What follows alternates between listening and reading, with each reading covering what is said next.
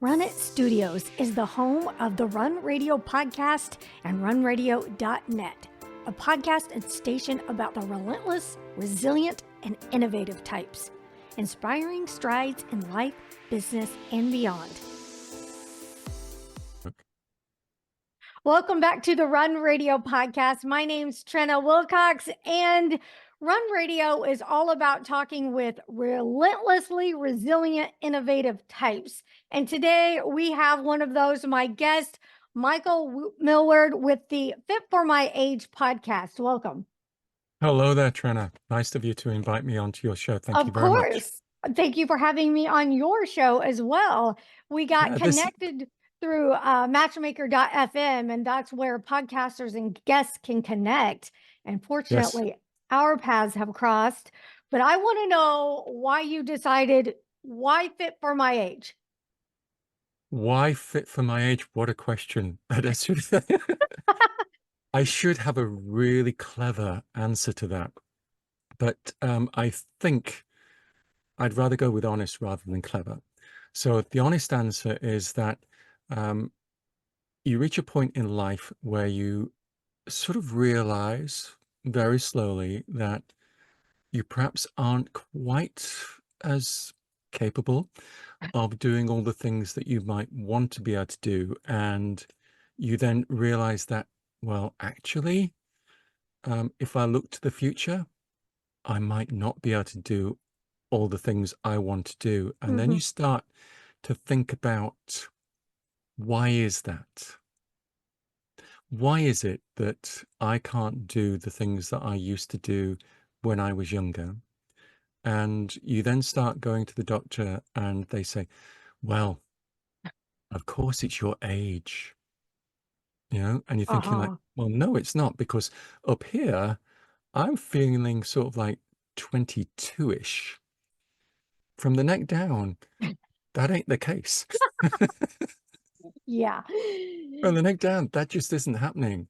And you're thinking like, yeah, why is that? Why is that? And part of the mistake that we make is that we assume that because we could run miles when we were 22, or we could, stay out partying all night, or eat what we now know to be basically junk food, that we can still do that.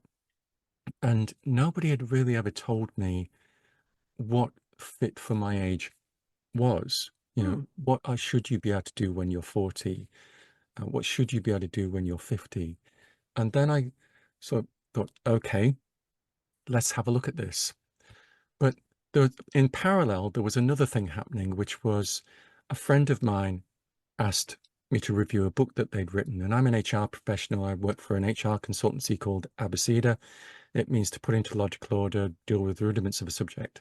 And this friend asked me to review their book. So I did.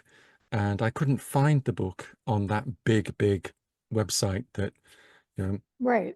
has the named after the big river. I couldn't find it on there. So I said, why isn't it there? And they said, well, it's not going to be on there because it's part of a library that big organizations subscribe to. So I said, okay, let's find out about that. And I contacted the publisher. They looked at the learning resource web shop that I run, which is called Workplace Learning Center. And they agreed to put their library of learning resources, including my friend's book, into there, which was fantastic.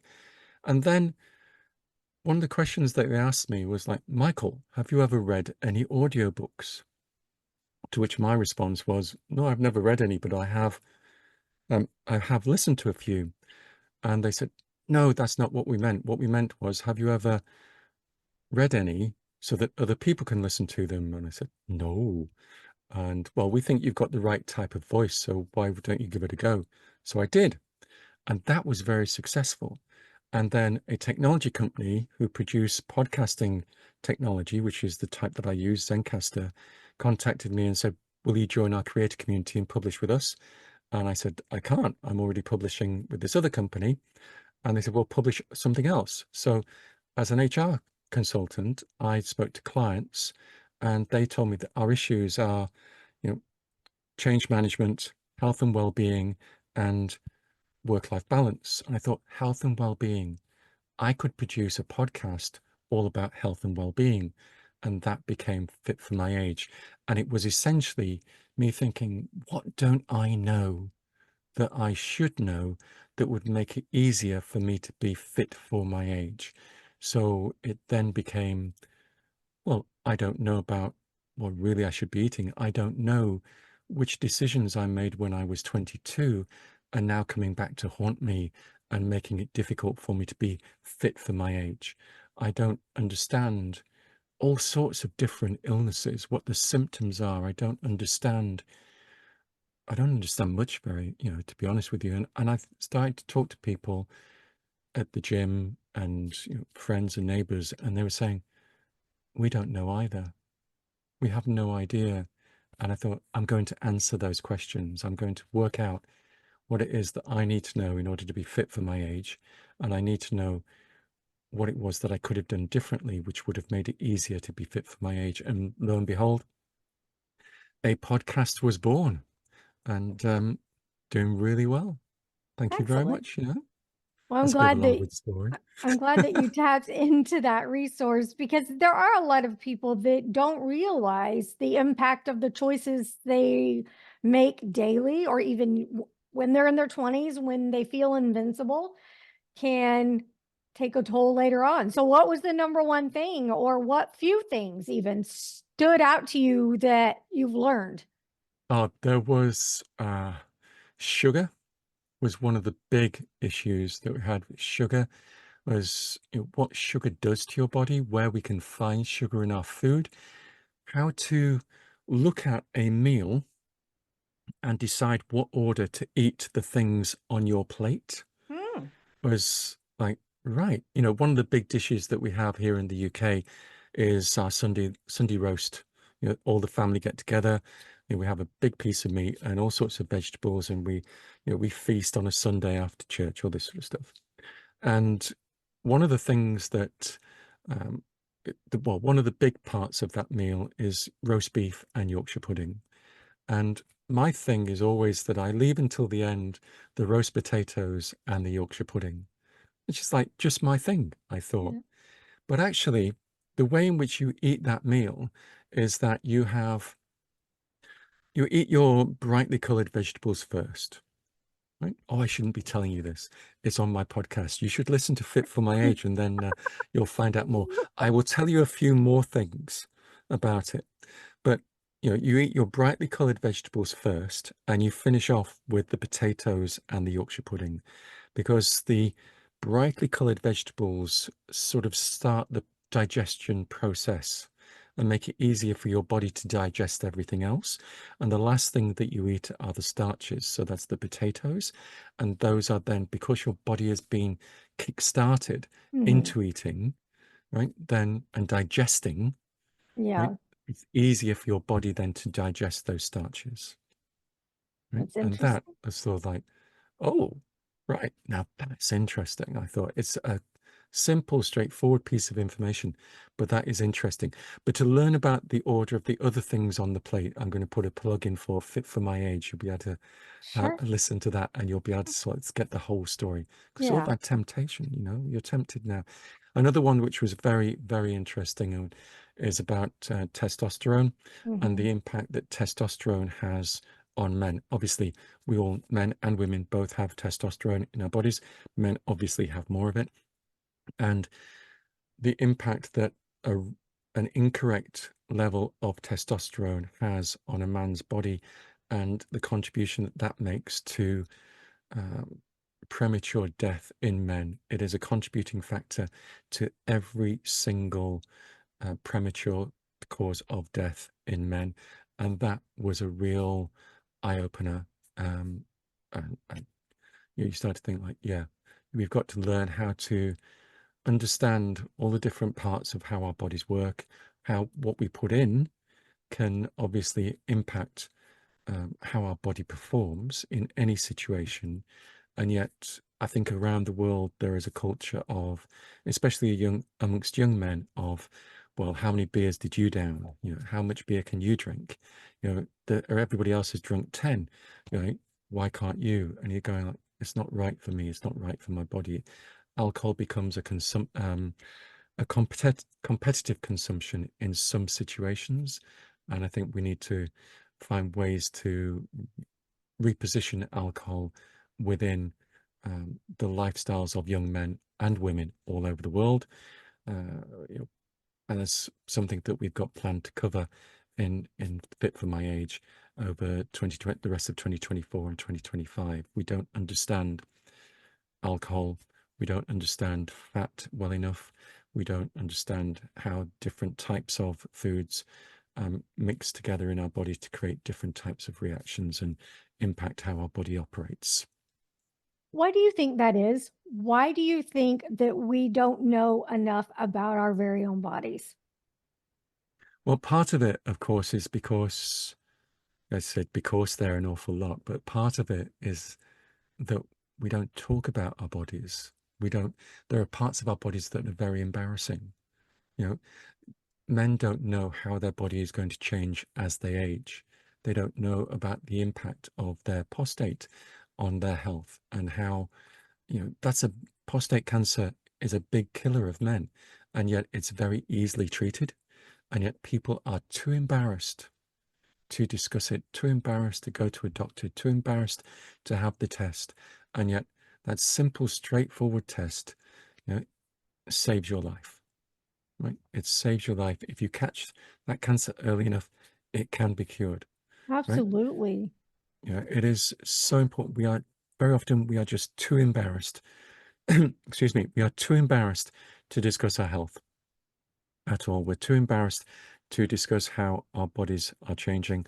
We're too embarrassed to discuss bodily functions. We do an awful lot in terms of humor. So I saw a YouTube video which a middle-aged comedian in an American comedy club was saying, I've reached that age.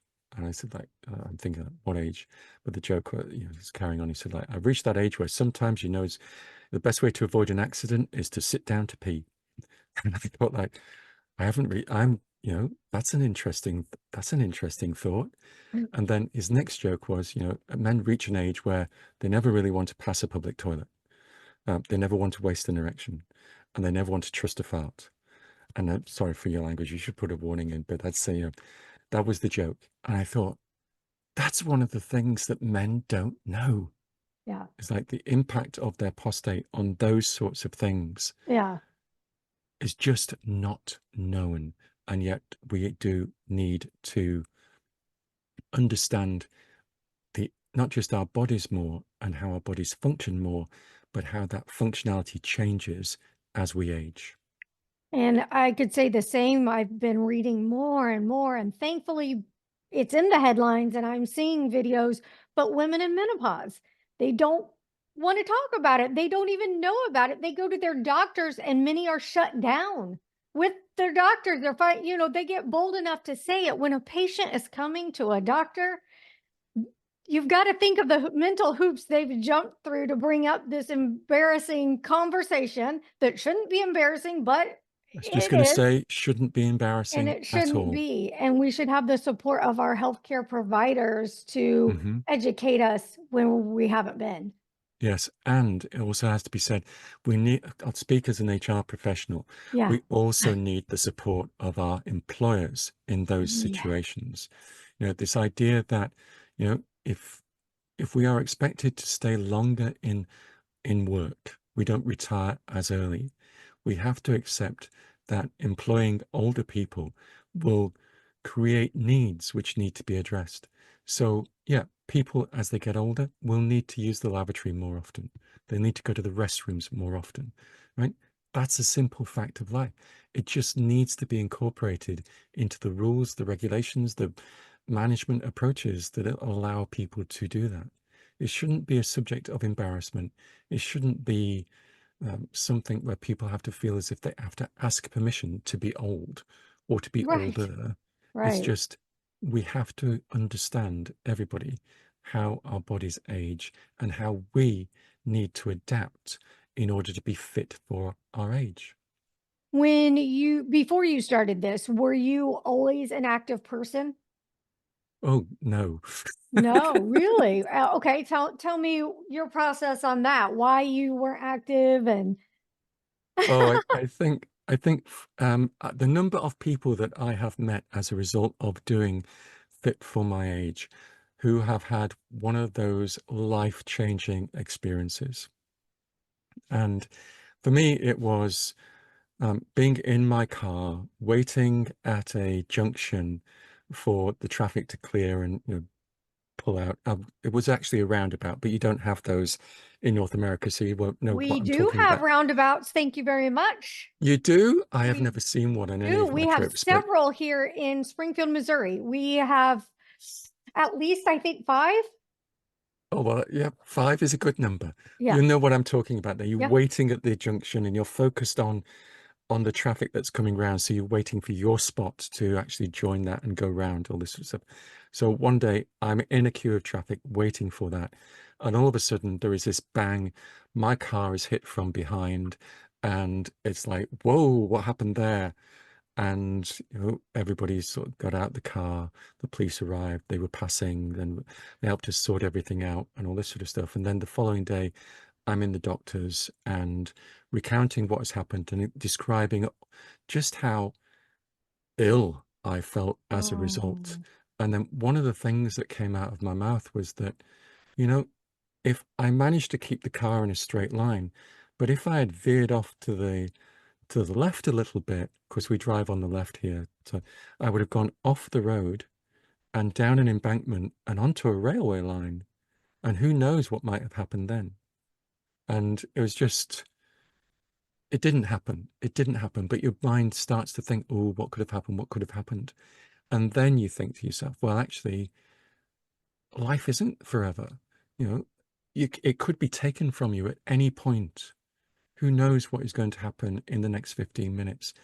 And there was this moment, like so many of the people that I've met on Fit for My Age, where you can say, there was this moment, and I realized that, you know, if I'm going to live, I want to live in a healthy way. I want to make the most of the gift of life that I have been given. And that means let's get fit. yeah. Let's start, walking. I'll walk. I'll park at the far end of the car park in the supermarket and, you know, I'll walk that extra little bit of distance. I will, I'll walk, I'll run, I'll join a gym, all sorts of different things to just get fitter. Um, my waistline dropped, my chest grew, it became more defined. Um, I can't quite do the old flicking of the pecs to time to music, but I can flick my pecs. And for a man of my age, I'm feeling fit for my age because I can do Good. that. Trina, you have got me talking about things on to the world that Good. I shouldn't be. I shouldn't But be. it But also it builds confidence when they're that feeling good from the inside glows on the outside and it just it makes a difference, doesn't it? it makes a huge, huge difference when you sort of go like, yeah, I can be on a car journey, pull into a service station and be looking at the fast food or looking at the shop that is selling a sandwich. Right. And you realize that, you know, selling a sandwich or a salad and realizing that the bread is just an alternative to the knife and fork. So drop the bread, use a knife and fork, buy a salad. It's like a flavor explosion in your mouth with all the different things. Nothing's greasy. And you you feel different after you've eaten the right type of food, Yeah. right? There is a mental impact as well as a physiological impact when you eat the right type of food. It doesn't take any longer to prepare. It's no more expensive. Very often it's cheaper, and you have a different type of day. Yeah. Why have an egg sandwich when you can have a hard-boiled egg, right? And it's simple things like that. Try having a hard-boiled egg instead of an egg's hard instead of a hard-boiled egg in a sandwich. It gives you a protein boost without the carbs from the bread. And as anyone who starts to get involved in understanding the food that goes into their diet, into their body, food is the devil. Sorry, edit that bit out. It's not food is the devil. Bread is the devil. There is, it has its functions, but it is not good on so many counts. It shouldn't become a major part of your diet. So edit out the bread. Use the Well, it goes back to moderation, knowing why you're eating yes, certain things. I personally, as a runner, benefit from a certain amount of carbs, and I can't be afraid of that. But it's knowing which whole grains to incorporate into your diet. And I think you're bringing up a very good point. Know what you're eating and why. You know, yes. The why is extremely yeah, important. yeah. I run training courses, and I've done training courses for so long. I won't tell you how many years. But a lot of the time I was working in high tech, and our training courses would be run in hotels. We would use one of the very, very big chains an awful lot because we knew that we could fly anywhere in the world. The training room would be the same, and all of the facilities that we needed would be there. The number of times, though, that we would have conversations with hotel managers about the food that they provided for lunch and trying to explain to them that, you know, for a trainer to do that after lunch slot where everybody's had loads of carbs because it's easy for the hotel to provide fried food. It's easy to provide sandwiches. It's Yeah. easy to provide things which you don't want people to eat really when you're wanting them to be alert and learning in the afternoon. And as a result of, fit for my age, I've spoken to dietitians and nutritionists who've explained, yeah, if you want people to be alert immediately after they've eaten, then don't give them carbs. But if you want to run a marathon, eat your carbs. You're going to Yeah, need the energy, exactly. right? Anyone who's gone to the gym first thing in the morning without having breakfast first is going to know, you need carbs if you're going to be energetic. You really do. But you don't need them when you're not going to be active because your body goes into a mode where we've got to process all of these carbs. And as a result of Fit for My Age, I have spoken to people who've explained to me how organs in my body that I didn't even know I had. That's embarrassing. I didn't even, I must have known that they were there, but I didn't know how they worked. I didn't know how they dealt with the food and how all of the different parts of our body work together to create what is, the gift of life, this magnificent thing that we walk around in. And I didn't know, but I do now. And I know as a result of making those programs, just how not careful you need to be. It's just you understand. And when you start making those choices, they stop being choices. They stop being positive choices. It just becomes a habit. And you get such a wide range of different flavors and experiences as a result of being more active in your food choices. What's the overall fitness culture, health and wellness culture like in the UK? Because I know the US has made the news for years for being overweight, obese, not wanting to exercise. Is it the same there? I think we have to be honest and sort of say that it's probably the same across the whole of the Western developed world. Mm, We all take the easy options. One guest recently who was talking about how we no longer make enough of our own food. yeah. Everything is bought. Cakes, for example, if you buy something that has a long shelf life, it has things in it to preserve it. Yeah. If you made that at home, it would probably go stale within, bread at home is fantastic homemade bread, but it doesn't last as long as the loaf that you buy from the supermarket. The supermarket loaf has been designed to move from a bakery to a shop or from a bakery to a warehouse to a shop to sit on the shelf, you buy it, and then you're going to eat it over 2 or 3 days probably. Hmm. Homemade bread, you're best eating it on the day that you make it, Yeah. but it's beautiful, Yeah. but it doesn't have that preservatives.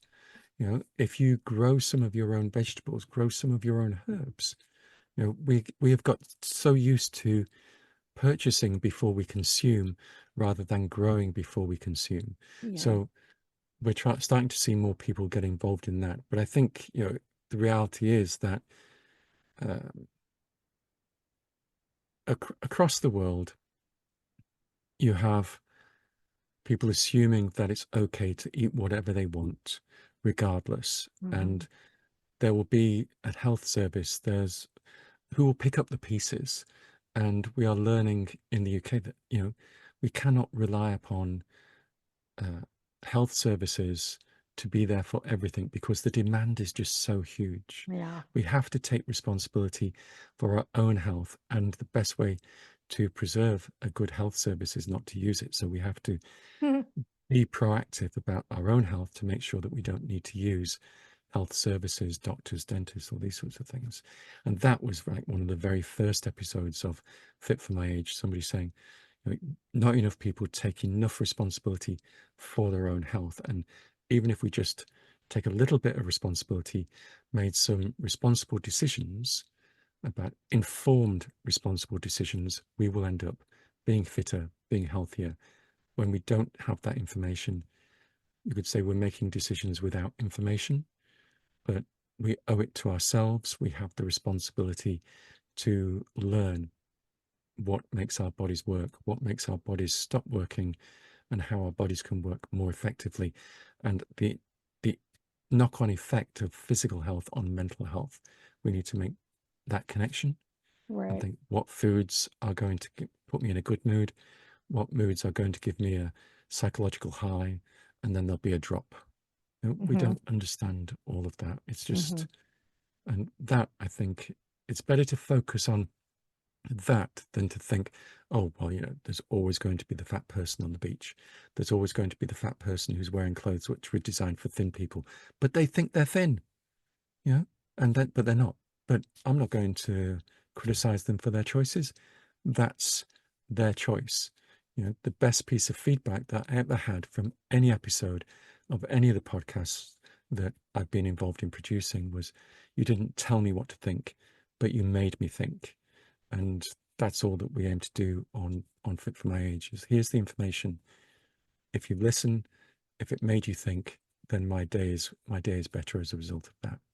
I think that's an excellent descriptor. And I think that's a great way to have a lot of relationships and conversations. Let's Hmm. open the conversation and share information. I mean, you do you, I'll do me, but let's at least, share some information. We can learn from one another if we'll just stop and listen a little bit.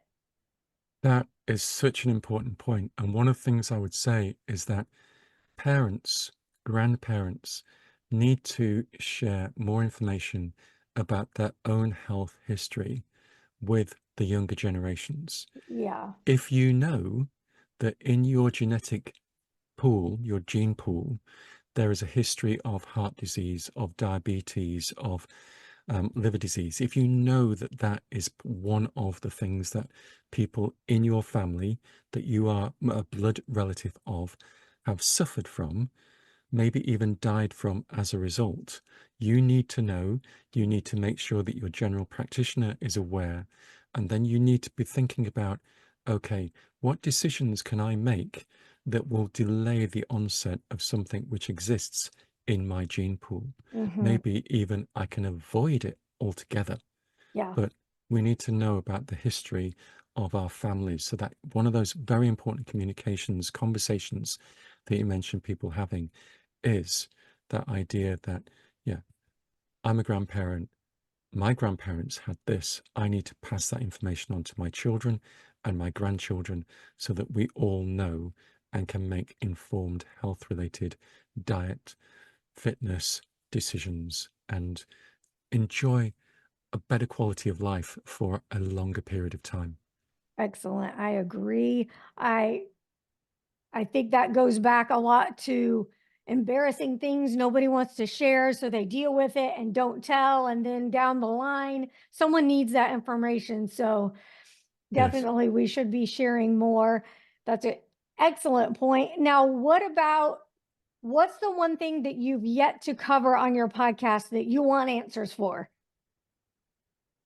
Oh, There are so many because there's so many parts of um, the human body. There's so many aspects to health, so many aspects to fitness. I would like to talk to people who've got that illness or that health condition that nobody seems to know or understand about.